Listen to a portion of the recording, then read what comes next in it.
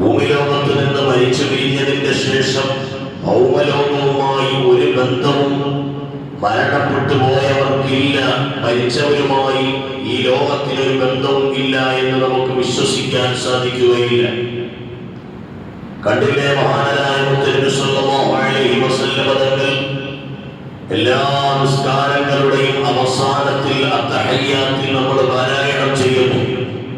നമ്മളോട് തീർത്തുന്നു അല്ലാഹുമ്മ ഇന്നി അഊദു ബിക മിൻ അദാബിൽ ഖബ്രി വമിൻ അദാബിൻ നാർ വമിൻ ഫിത്നത്തിൽ മഹ്യാ വൽ മമാതി വമിൻ ഫിത്നത്തിൽ മസീഹിദ് ദജ്ജാൽ. പ്രധാനമായ കുറേ വിഷയങ്ങളിൽ നിന്ന് കാവൽ തേടുകയാണ്. അല്ലാഹുമ്മ ഇന്നി അഊദു ബിക മിൻ അദാബിൽ ഖബ്ർ, ഖബർ ജീവിതത്തിന്റെ പ്രയാസങ്ങളിൽ നിന്ന് കാവലിനെ ചോദിക്കുകയാണ്. വമിൻ അദാബിൻ നാർ, നരകത്തിന്റെ പ്രയാസങ്ങളിൽ നിന്ന് കാവൽ ചോദിക്കുകയാണ്. വമിൻ ഫിത്നത്തിൽ മഹ്യാ വൽ മമാതി, ജീവിതവും മരണവുമായി ബന്ധപ്പെട്ട പ്രതിസന്ധികളിൽ നിന്ന് കാവൽ ചോദിക്കുകയാണ്. വമിൻ ഫിത്നത്തിൽ മസീഹിദ് ദജ്ജാൽ, മസീഹുദ് ദജ്ജാലിന്റെ ശർറിൽ നിന്നും കാവൽ നൽകണമേ എന്ന് കാവൽ ചോദിക്കുകയാണ്.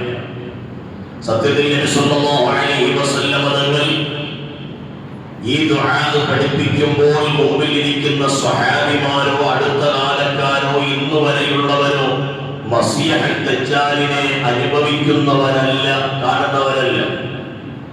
എന്നിട്ടും എന്തുകൊണ്ട് ആദ്യം തന്നെ അവരോട് മസീഹുദ് ദജ്ജാലിന്റെ ശർറിൽ നിന്ന് മോചനം വേണം എന്ന് ദുആ ചെയ്യാൻ എന്തുകൊണ്ട് നബി സല്ലല്ലാഹു അലൈഹി വസല്ലം തങ്ങൾ ആവശ്യപ്പെട്ടു?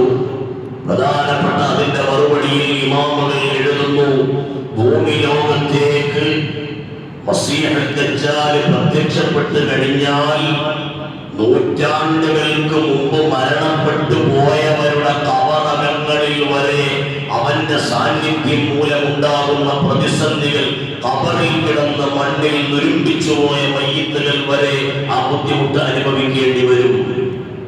അപ്പൊ ഈ ഭൂമിലോകത്ത് നടക്കുന്നതൊന്നും അവരിലേക്ക് എത്തുകയില്ല എന്ന് എങ്ങനെയാണ് പറയാൻ സാധിക്കുന്നത്?